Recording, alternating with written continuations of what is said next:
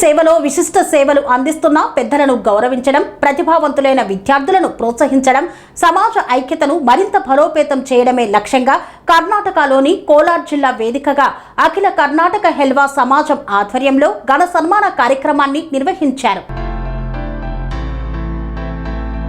2026 August 2న అఖిల కర్ణాటక హెల్వా సమాజం వంశరాజ్ ఆధ్వర్యంలో కోలార్ జిల్లా యూనిట్ ఘనంగా సన్మాన కార్యక్రమాన్ని నిర్వహించింది.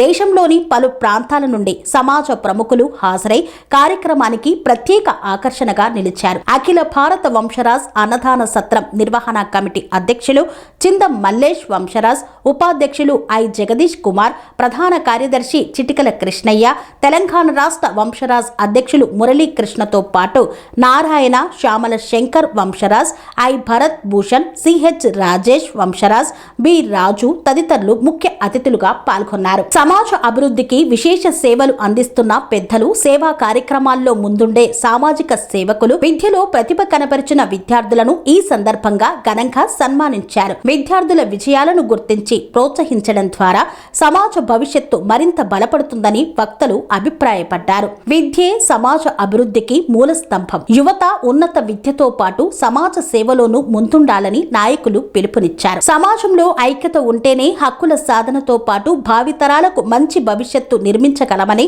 నాయకులు పేర్కొన్నారు.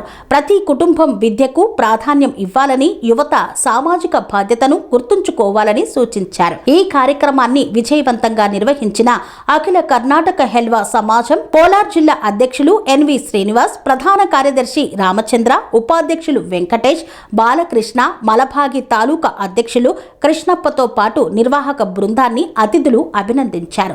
సమాజ సేవకులను గౌరవించడం, విద్యార్థుల ప్రతిభను ప్రోత్సహించడం, ఐక్యతతో ముందుకు సాగాలనే సందేశాన్ని బలంగా చాటిన ఈ కార్యక్రమం కోలార్ జిల్లాలో ప్రత్యేక ఆకర్షణగా నిలిచింది.